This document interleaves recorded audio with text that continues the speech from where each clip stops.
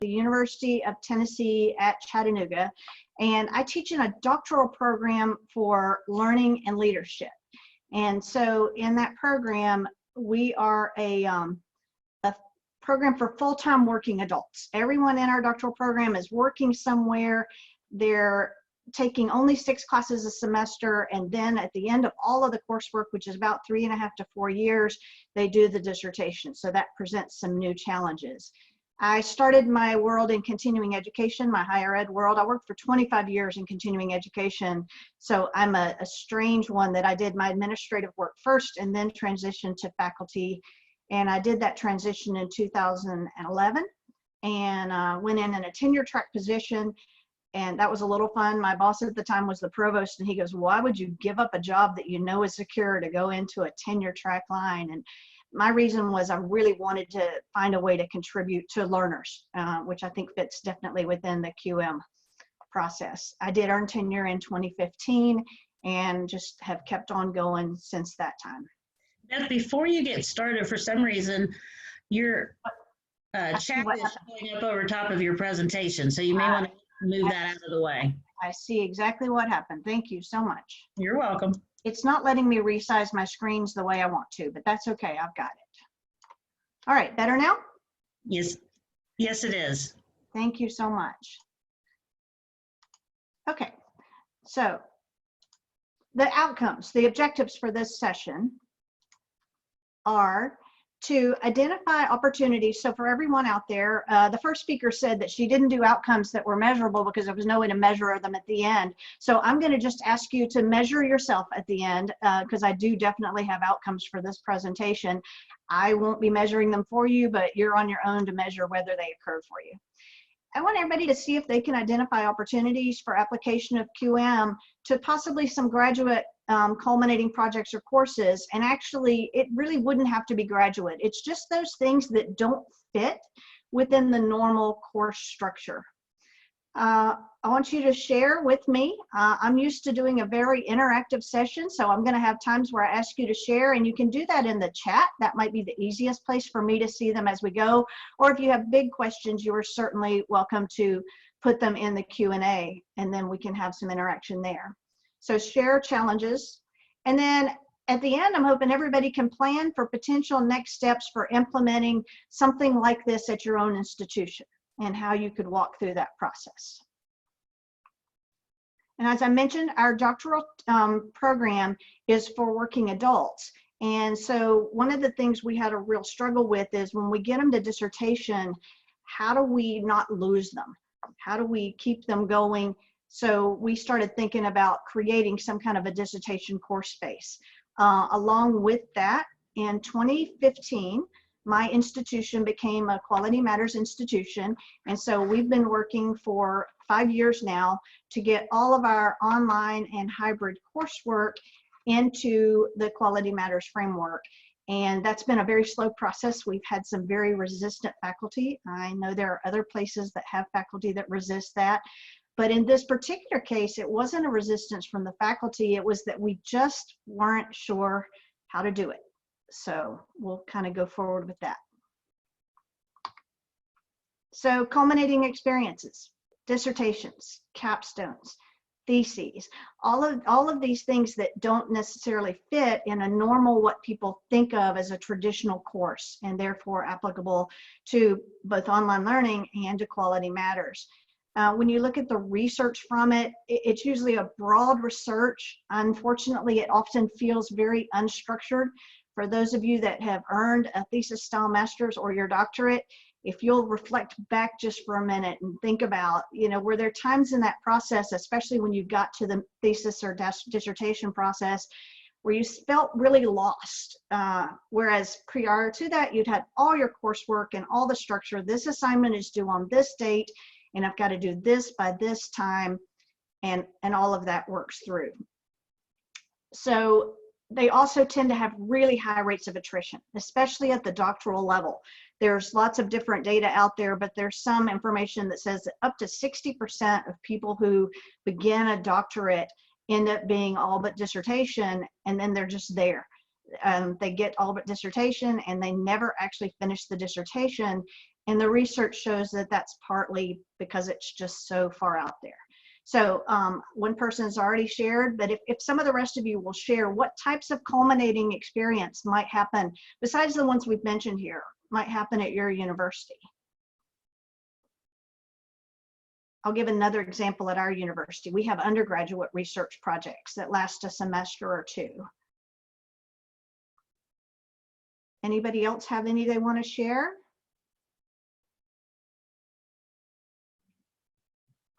Okay, we'll move on. Well, wait, I've got something. Capstone research course for undergraduates, a consultancy.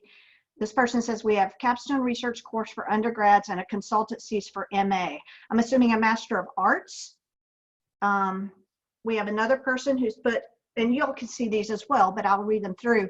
We do similar in our pre-professions class, undergraduate group research projects.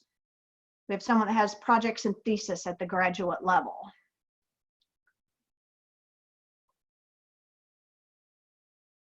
A capstone course for both Bachelor of Science and a Master of Science degree advancement programs.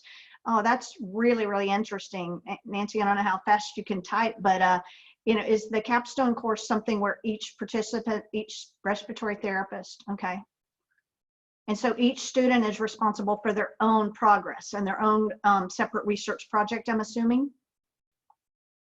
Similar to that? Yes, okay, great. So we have a handful of other examples. So I'm gonna jump onto the next slide just for a minute here. Attrition was our biggest concern. The shift from student to scholar. So we got into the literature and into the research, another good QM based thing, look at best practices and look at the research and see what's going on out there. And we discovered that a lot of the stated reasons, there's not much research, but the stated reasons that are out there is sometimes that shift from student to scholar is a difficult shift. Don't know about other people's programs, but our program is cohort based. Once they start into the doctoral program, they take all of their core coursework in a sequence with a group of people, and it bonds and it becomes a really strong, tight cohort, and they help each other and they work with each other. And if somebody's not doing well, classmates are as often to jump in before the faculty even realize that there's something going on. And so we felt that that loss of contact when they move into the dissertation was one of the big things that was struggling, because once they move to dissertation, it's kind of them and their chair and their committee, and they're on their own. We also found in the literature and also in our practice at our university, sometimes there was a lot of contradictory feedback coming from faculty. A student would send a dissertation draft out to the 4 faculty members, and over the course of 1 to 6 months, they would get back feedback from those faculty members, and the feedback was often contradictory. And one would say this needs to be this way, another would say it needs to be that way. And we had a whole lot of confusion with that. We also discovered that despite the fact that they were doctoral students, and the same with masters and other programs, there was a lack of self-discipline at that dissertation stage, a lot of self-doubt, and a lot of struggle with isolation. So we're all struggling in the new isolation of COVID. This is my office. This is where I've been working for the past 2 months. But before that, I was on a college campus with all kinds of people around me every day. It's about 5 blocks from here. But the isolation has been a little bit difficult. I'm gonna turn it over to you guys again. Can you tell me other reasons why there might be attrition in these kind of graduate projects?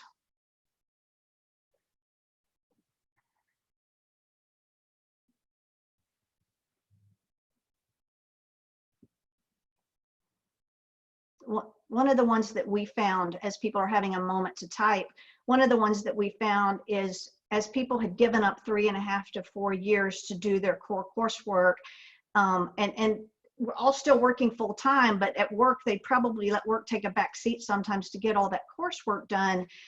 All of a sudden, they finished their coursework, and their supervisors and managers and leaders wanted them to jump back into work all the time, and so they found they had a time conflict. Jason, the inflexibility of the expedited coursework, a 1.5-year program. So it's the opposite of a long-term PhD. So do you have a limit, Jason, of the number of semesters that they can finish the dissertation in? I'm assuming the 1.5 years is the core. Here's someone that says learners have been successful in lower coursework and they have a false sense of security in their knowledge. Yeah, that's a really big one. We found some of that as well. No, there's not a limit for the dissertation, but you get messed up if they drop in and out. We've had the same problem. We instituted a one-time, 1-year stop out, but we have found that there's always a reason for another one. And just a running joke in doctoral programs is, our joke is that doctoral programs for adults tend to cause pregnancies. We have so many babies born and people have to stop their dissertation while they go and have the baby and come back out. So it's been a really interesting challenge. And in today's world, it's not just the young ladies. A lot of the young men are taking paternity time off. So we've had that happen across it. Let's see, Jesse is laughing as ABD and finishing a proposal while also a full-time faculty member, and wife is due in July. That's great. You kind of got every bit of it coming through. More power to you. Any other reasons for attrition, or do we kind of have that one wrapped up? All right, I think we're good on that one. Feel free to jump in anytime. I'm trying to really keep an eye on the chat as well. So for work embedded programs, we talked about the accelerated one there for a second from Jason, but for work embedded programs, those working professionals who have been cohorse based and then all of a sudden they're back to work, there's a good bit of information out there in the literature that makes them even at higher risk. They're at a much higher risk to finish the process and complete an actual dissertation. So we started thinking, well, what can we do? What does the literature say you can do to support them? I mentioned earlier, there's a real dearth of support of peer-reviewed literature out there about doctoral programs, and specifically about doctoral programs for working adults, but really about doctoral programs and the problems of the dissertation stage. What we did find is we found a couple of different sources that talked about, one of the things that was helpful was to create timelines and flowcharts so that the doctoral candidates actually have something to view. Okay, I need to do this, and then as soon as I do that, I need to do this, and make it a more structured process. The problem we had with that is those timelines had to still be flexible. Someone who's doing a qualitative research project may need a much longer time span to finish even the proposal than someone who's already got existing extant data and is working their way through a quantitative. So while we created some sample timelines, they were just open timelines with milestones. They didn't have okay, in 2 months you do this, in 3 months you do this. We also found that there was a lot of dialogue missing. One of the things that was thought about was you finish your comps or whatever your culminating experience is in the coursework, whether it's a comp exam or a defense or something like that. And then you say, okay, here's so-and-so, so-and-so's your chair, y'all go do your thing. If your chair is disengaged, and I don't know how many of you, I had a chair who was very engaged, I was very lucky, but he didn't ever fuss at me. He never said, you know, Beth, I haven't gotten anything from you in 3 months. And unfortunately, he never gave me a no progress grade. So I ended up taking a lot longer to write my dissertation than I should have. So that loss of dialogue and interchange and partnerships. And then again, I mentioned this previously, the constant and consistent feedback from faculty. We found in the literature and in real life practice that often people got no feedback at all, or they got feedback on a very slow and untimely manner. It just didn't come. We had people said they went 3 months without hearing back from their chair after submitting a draft, or they got, the chair said do this, the methodologist said do that, and my content expert said that they were both wrong. Oh my goodness, what can I do? So these are some support activities that we've put in. We've put in timelines and flowcharts. We've put in a structured process. We've put in a dialogue option, and we've put in constant and consistent feedback. Can anybody think of any other support systems that could be put in to a culminating experience type project? Our nursing faculty have a doctorate in nursing practice, and they have what's called a translational project. And I'm going to show a little bit more about that later. And they put in specific, they actually have, it's got a timeline. You have to do the whole translational project, which is not exactly a dissertation, but it's a research project, but it had to be done in specific timelines. So they did find a way to put specific timelines. Some kind of a writing workshop that holds the students accountable. That's a piece that we're still trying to figure out how to do. I think that's a great idea. Have you done that, Nancy, or is it something you want to do or you think might work? We're thinking of trying to find a way to do it where people have a new kind of cohort experience. It probably won't be their existing cohort because people transition at different times, but something that resembles a cohort. Did this during your own dissertation, but it had to be live, meaning live and in person on a campus with specific people? I'm assuming is what you mean there. Okay, Jason has a specific timeline. The consultancy is a course and there are no incompletes. Sharing a rubric early. Yes, we all met at a hotel. Okay, that sounds great. I think that would be fun because then you could finish the session and go perhaps have an adult beverage if you're meeting at a hotel. Any other possibilities for support? I know at Wright State, they have a system where there's a every Friday afternoon or something like that. Oh, for an entire week with writing tutors, library, and statisticians. So Nancy's saying they met at a hotel for an entire week and they had writing tutors, librarians, and statisticians on site. That's a wonderful plan. That's something we're going to have to talk about at our institution. How to make it asynchronous and online. I'm going to share some examples for that in a little bit here. So that's a really great idea, and we'll kind of walk through that. All right, as I said earlier, anytime anybody wants to throw a comment in, even if I've moved on to another slide, please certainly do that. A little bit more in the literature. Some of the literature actually states that maybe one of the ways you can do this, maybe one of the ways you can get to successful completion is through the lens of sociocultural learning theory. So I said that our doctoral program is for working adults. It's also in the topic of learning and leadership. So everybody in our program is in some form of learning field. We don't say teaching field. We tend to try to stick towards the learner world and not the teaching world. Not all comments are showing up. Okay.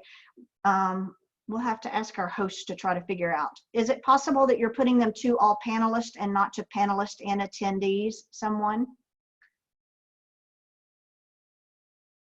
That is one of the options. If you're posting a comment and you want everyone to see it, make sure that you post it to all panelists and attendees. And that way they'll show up for everyone there. There's a little drop-down box. Thank you, Beth. That's exactly what they needed to do. No worries at all. So, like I said, I teach in Zoom every day. I've got a pre-dissertation class tonight in Zoom. So when we went back to that theory, because our program is a learning theory class, we use a lot of learning theory. And because we're cohort-based, we've actually built our entire program from the very first synchronous class session on social cultural learning theory and how people tend to learn better when they're learning along with others who are at the same or near stages that they are. So that's one of the ways that we started trying to adopt that is how can we make this a little bit more of a social learning theory? And in a little bit here, when we get more to the specific about QM, that lines up perfectly with the whole QM process of how do we deal with learner interaction with faculty, learner interaction with each other, learner interaction with the materials and the activities.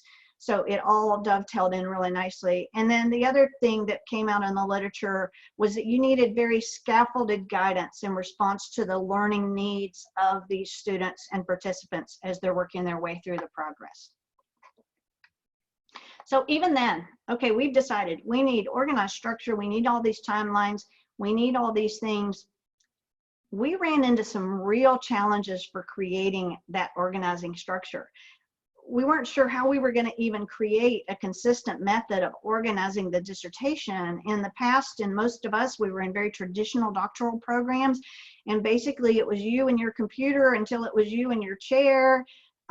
Some chairs you had to go see them live and in person. I actually, about the first half of my dissertation, I was still printing whole copies of this document and hand carrying them over to my chair, and having him go through them and scribble all over them in a notebook and give them back to me. So how do we create that? How do we create that in an online format to make sure that everybody has access to what they need? How do we document the communication and feedback process between the student or the candidate, the faculty members, and the committee members? And except for a couple of you that have said you've got specific discrete semesters, our dissertation process is not semester driven.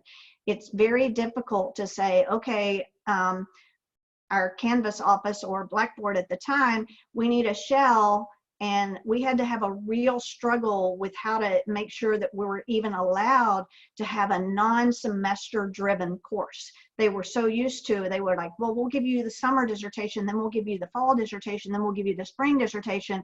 And that would have been a matter of moving all of that content and all of those submissions every time into a new course space.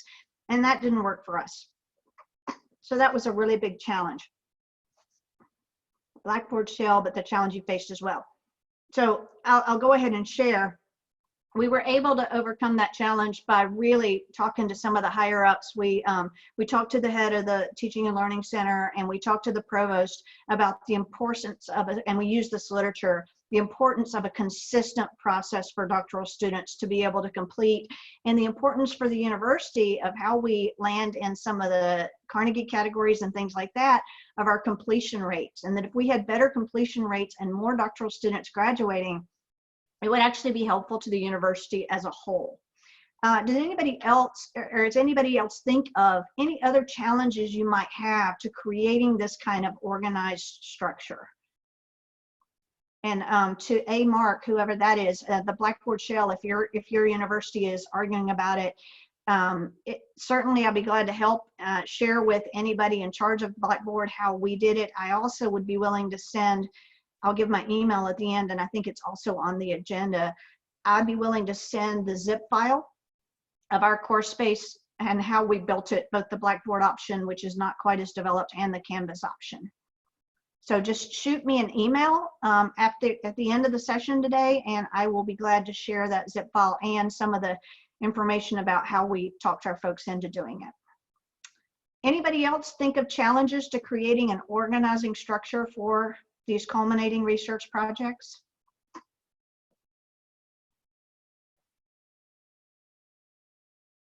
The other one I'll share, faculty resistance.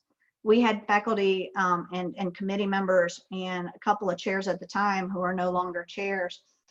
Okay, somebody has posted interaction amongst the committee members in the shell. That's a great one. I think we found a process, but I'll come back to that. We had faculty members who wanted paper. They wanted that big notebook, and we were really trying to say, you know, we're working with working adults. They're not on this campus. They don't want to come to this campus. They also don't want to have to print this 200, 300 page document over and over and over to bring it to you to let you scribble on it. So that was a challenge for us as well when we shared with the faculty that we were going to a digital virtual dissertation process. Interaction amongst the committee members. I'm going to come back to that one in just a minute if that's okay. Let's see, Jason. We have faculty resistance because there is not a committee. There's just a single advisor. So writing out this collaboration for a dozen students is a lot, even in collaboration with the students. Oh yes, that would be an awful lot. I don't know how to solve that one for you. That's one that kind of going back to your own group and finding out if there's a way to create any kind of structured event for it. If anybody else has ideas for Jason, please post them. So we created these LMS spaces for culminating events. We, again, I mentioned that we had some opportunities to work with our folks and we had some problems, but we finally did come up with it. At the time that we did that, we were a Blackboard community. So that was several years ago. We switched to Canvas this past fall. So just going to show a brief example. So I mentioned the Doctor of Nursing practice a little while ago and that they have a translational project. So this is a picture of the Blackboard course space that we created for them that allowed them to put in the information for the translational project. And they were able to then work from that. And they have a, sorry, they actually broke it down. I mentioned that they broke it down by semester. They wanted to make sure that everything was specifically done. So they specifically broke down by course and by the thing exactly which pieces, but this is not the courses themselves. So they had another course space for this 7091 course, but there were components of the translational project that had to be completed along with that. So these semesters are not actually built into this particular workspace. This workspace is one that carried with them from the day they started the doctoral program until the day that they finished and graduated. So the other one that we've created is the one that's in the program I teach as well. So ours is the Learning and Leadership Doctoral course space, and it's not being nice to me. So that's okay. We're just going to go, and here's a picture of it. My internet connection is evidently misbehaving a bit. I do have planned for at the end of the session, I'm going to actually go and open our space. And at that point, I'll quit sharing my PowerPoint and actually share our web space and let you have any questions you have there. But this is what we've created in Canvas. So this is the dissertation course space template. It is not bound by semester. They get it the day they transition to candidacy, and they stay in it until they're completely through with the process. All right, so this is back in a little bit in answer to the question where you said about the committee members working amongst each other.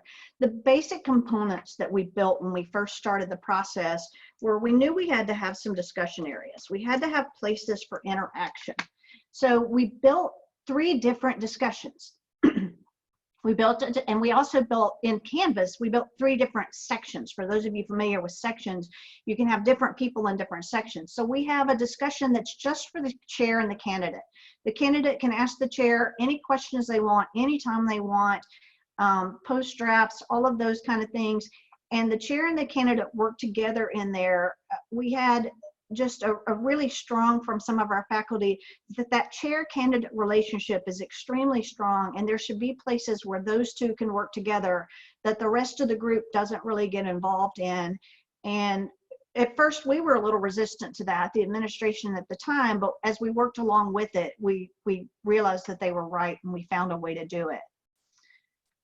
We have a section that's just for the chair and the committee.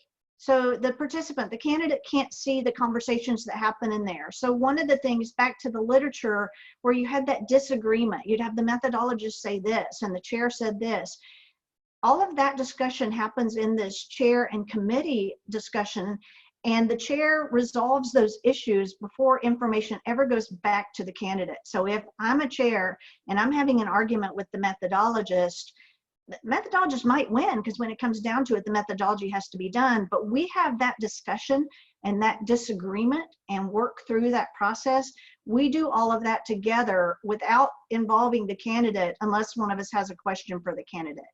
And then there's another discussion that's a place for the full committee and the candidate. And we've added some additional structure there that I'll get to in a minute. But that's a discussion where we wanted to also make sure that if a candidate's asking a question of the methodologist, the chair is aware of it, just so that there isn't later on that disagreement. So in the place that the candidate would ask the methodologist or the content expert a question is in this full committee and candidate.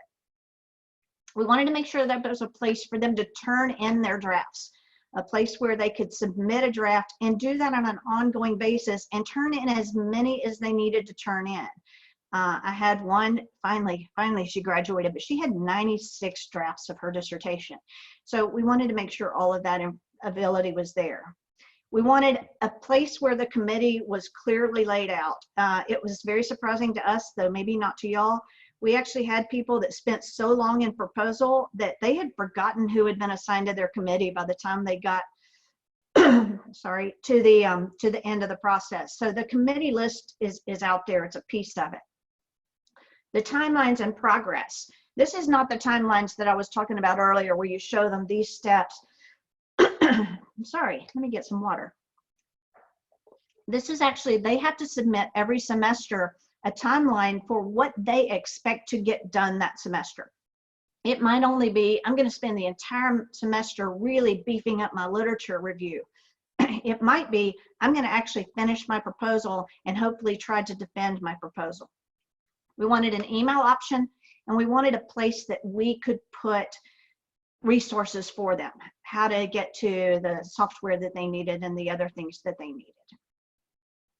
So we built all that. I showed you the brief copy, and then we started going, we want to make sure this works and quality matters. At the beginning, our QM coordinator was kind of like, well, we're not sure this is even going to work. You know, you don't have to. And then as we talked on, we're like, yeah, let's find a way to do it.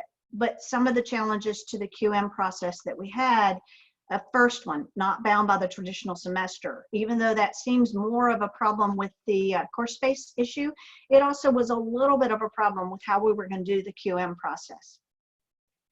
We had, at the time, a lack of specific rubrics for the dissertation research process. While we knew what a prospectus was supposed to be and what a proposal was supposed to be and what a final dissertation needed to look like and all the different components, we didn't have any specific semester rubrics for progress or no progress. So in our dissertation grading, a student either gets progress at the end of the semester or they get no progress at the end of the semester. And we didn't have a specific set way to deal with that. So we worked really, really hard, and we worked through all of the way that we were establishing that. And we actually did create a rubric for the semester. So it's a little bit of a strange one, but here's what it comes down to. Their semester rubric requirements are to establish a timeline, and to make progress, they have to have established it and set up what they, and get their chair to approve a timeline for the milestones they hope to accomplish. No progress, they didn't turn in a timeline at all. They just didn't do anything. Communication with the chair and committee update. So back to where I was mentioning there, there's one discussion, the chair and the candidate, is called Ask the Chair, and the other one, the one that's the committee members and the candidate, is called the biweekly update. So we require them to communicate with the chair and the committee by posting 6 or more biweekly updates per semester. So we have a 16-week semester.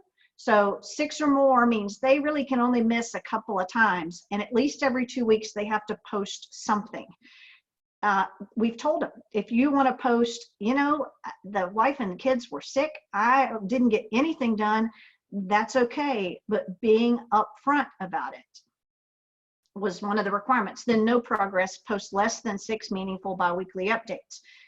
The third one is the accomplishment of the timeline achievements. That one was a little more sticky, because what if they had said they were going to finish their literature review and a whole bunch of new literature showed up right towards the end? So what we put for progress is accomplishes a majority of the milestones listed on the timeline, and or a revised timeline with alternate milestones. So working with the chair, if they're getting close to the end of the semester and there's no way they're going to meet, they were one of those gung-ho, it was the first semester, they were going to get all the way through the proposal and turn in their IRB, they have the opportunity to revise that timeline with their chair and not be in any kind of trouble and still be able to get successful progress.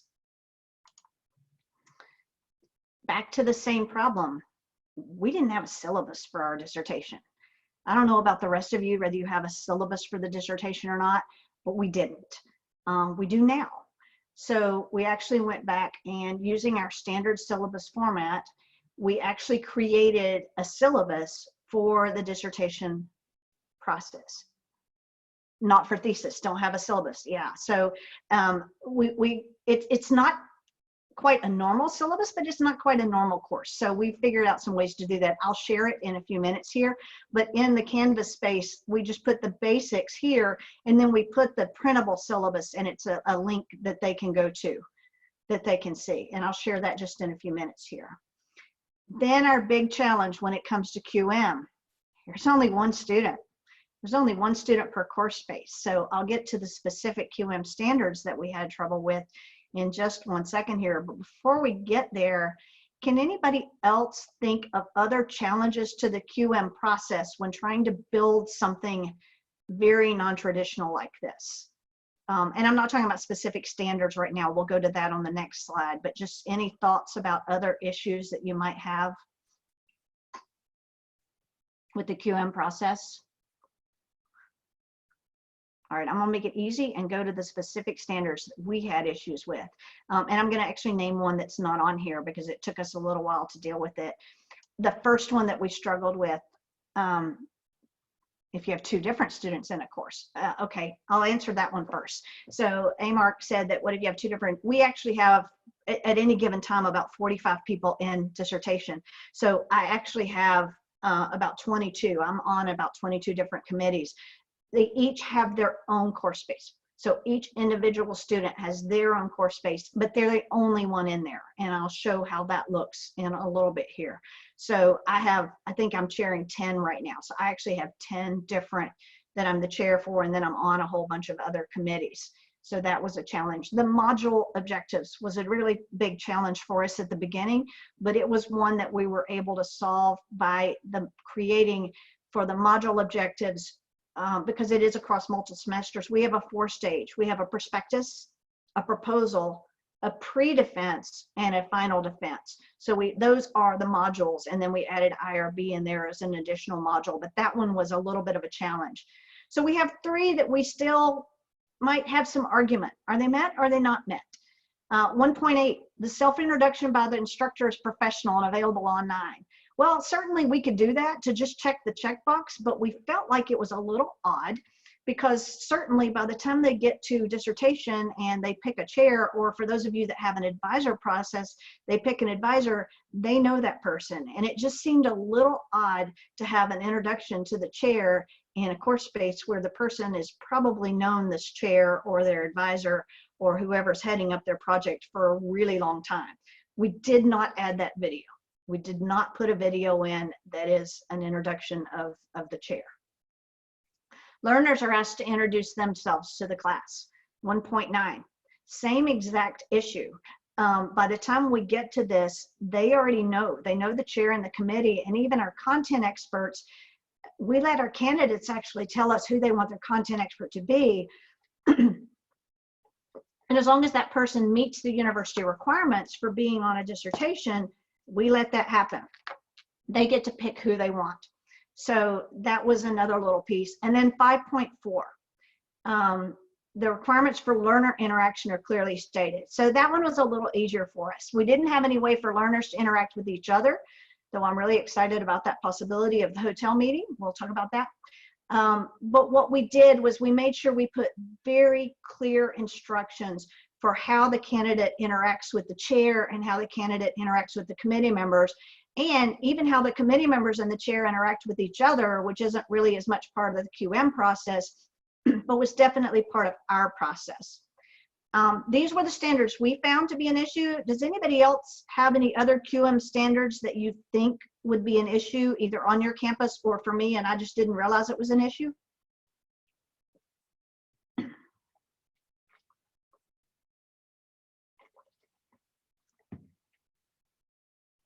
Okay, if you come up with some, please let me know because I am still trying to work through this. We're in our 2nd semester of offering this, and I've done several QM self-reviews, and it's going up for QM right now before the summer semester. So we're really excited about it. What about the one using varied teaching and learning activities? That's a great one. I'll try to show some examples of some things that we've done to do that, to have those varied activities. But that is a great one. Let's see, accessibility. I think we've met those, but we'll go look at it and we'll talk about that in just a minute. Our university has done a really great job about a large part of the accessibility standards are met in our Canvas course spaces across. So as long as an instructor doesn't add something that isn't accessible, then we're pretty good there. But we've done some specific things to make this process accessible. And so I'll walk through those in just a couple of minutes. So for everybody here, what I'd like you to do in your head, on a piece of paper, on your computer, on some notes. If this is something you think you might be interested in, take a few minutes either now during the session or after the session is over to kind of come up with a program or a process at your university that you might work with. Whether you're an instructional designer, an administrator, or a faculty member, you would just kind of, I've got 10 minutes left, great, no problem. Just you would work through that process. Once you've done that, request the course spaces from your learning management system group, not semester bound. I'm glad to share with anyone how we did that. Once you've done that, before you start building out that course space, stop and take a few moments and script the needs and the purpose of the project. I was a communication major 100 years ago when I got my bachelor's degree, and scripting has been a really great skill for me to maintain and continue. Then once you've done that, build the sandbox, build that framework space for yourself. And once you've built it, copy it every time you create a new one. Every time you create and then do the QM process. So we're going to see if my link works. In a perfect world, it will. If not, I'll just stop my slideshow. I'm going to actually take you to our course space. Yay. So this is our template. This is not an individual person's course space. So back a few minutes ago, someone asked a question about what if you have multiples. Just to show you my dashboard for a minute. Starting right here, I have this many dissertation course spaces that I'm involved in because there's one per student, so you'll see their last names. But the one that we're in right now is my template. So I think there was a question about, well, what about the accessibility and the varied teaching and learning? So in our modules, our Start Here module, we actually, when we created the tour, the video tour, this is a video tour of the dissertation course space, and it's literally a little bitty picture of me in the corner, and it's done through Canvas Studio for those of you that are Canvas campuses. And it was done by, we used to have a letter that we sent out at the beginning of the process. We sent a letter to the candidate and to all of the committee members that explained to them the process. So we rewrote that letter to be very conversational, and literally as I built the video, I read the letter. So we have the video, we have not closed captioned it yet, but we have the text only version of the exact same thing. So this is literally the script that I read while I was doing that video tour. So that's how we met that piece of accessibility. And then all of the other documents and support systems that we add. Canvas has Ally, and so we made sure that Ally is giving us good results on all of our different activities. We use the discussion as one mode for communication. We have the Ask the Chair, the committee group, and the biweekly. The candidate does not have the committee group. And the committee members do not have the Ask the Chair, but the chair has everything. So if you're the chair, you have everything. We also have places for them to submit things. There's a place for them to go submit that timeline that we talked about in deliverables. There's places for them to submit both the timeline and the draft submission. There's rubrics for each of the components, and then the overall rubric. The only rubric that's actually attached in Canvas is the one for the timeline. And I think that's the one I showed a little bit earlier, but it's actually posted for them. So they know right off the bat that this is what they've got to do to earn successful progress for the semester. So I think I have 5 minutes left. I'm gonna open up for any additional questions anybody has, or any other part of the course space that you want me to show.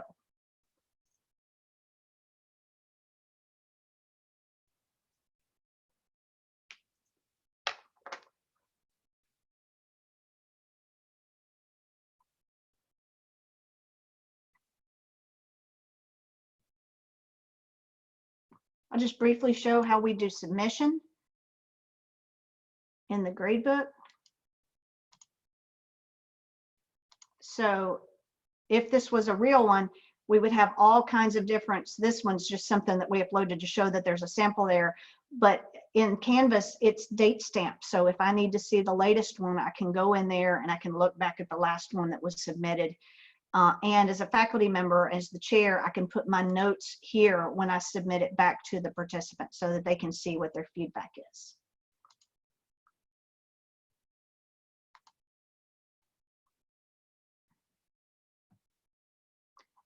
My email address is, I'm going to type it right here just to be sure everybody gets it in the comments rather than trying to get back. We have not, I've got a question. Have you ever tried using the ePortfolio in Canvas? We have not. We actually use an ePortfolio for the comprehensive assessment before they get to candidacy. And the ePortfolio process that we use is the one in Google Sites. We actually have not been real happy with the one in Canvas yet, but we keep looking at it as they keep updating it. If anybody is successfully using that, please let me know. So my email address is right there. It's beth-crawford@utc.edu. And I welcome any additional questions that we didn't get to, or as I said, be glad to share the zip file, the Canvas or the Blackboard zip file of how we built this. The Blackboard, when they took my Blackboard away in August, so some of these added components that we've added aren't in there, but I can share with you how we did them.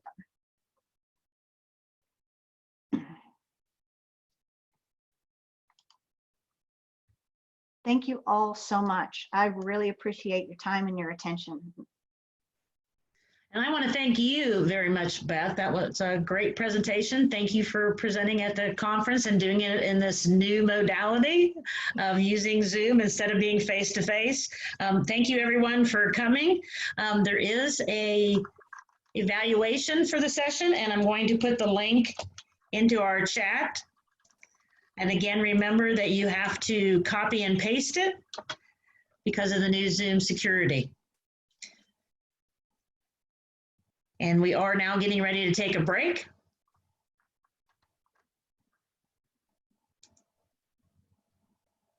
Thank you.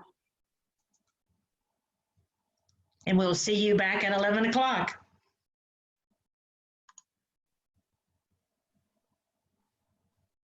Thank you, Beth. That went very well. Thank you. I really appreciate your help. Well, I didn't have to do a whole lot. You're really good at Zoom, so you did a great job of monitoring the chat and talking and showing them everything. So I teach 20 doctoral students for 4 hours at a time in Zoom. Oh, wow. So You are very familiar with it. I have learned how to monitor the chats. Thank you so much. I'll probably see you in another session later today, or I'll be in the distance as a participant.